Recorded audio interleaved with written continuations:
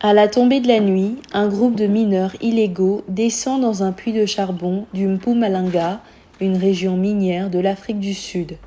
À des dizaines de mètres sous terre, Bonginkosi Mlanga creuse toute la nuit cette mine abandonnée. Il y a des dizaines de milliers de mineurs illégaux comme lui en Afrique du Sud. Ils sont appelés des Zamazama. Cela signifie en zoulou « ceux qui essaient et continuent d'essayer ». Mais pour Bonginkosi, ce terme ne reflète pas la réalité.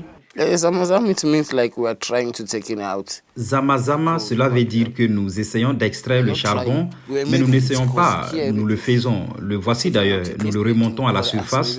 Nous sommes une exploitation minière à petite échelle.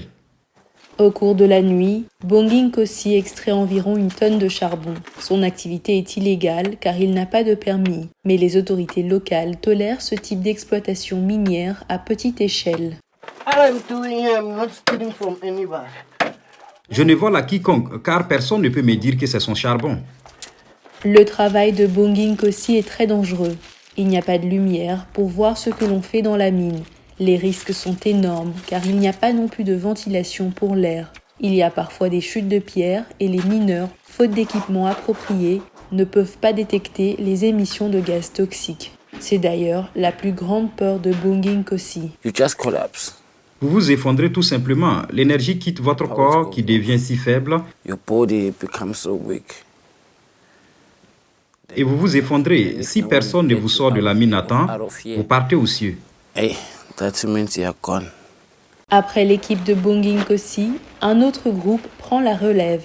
Mais avant, épuisé, il doit faire remonter tous les sacs de charbon par tranche de 50 kilos.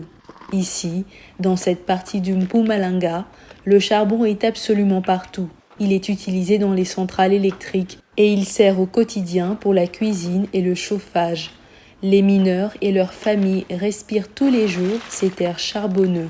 Selon Greenpeace, le Mpumalanga est la région où l'air est le plus pollué au monde.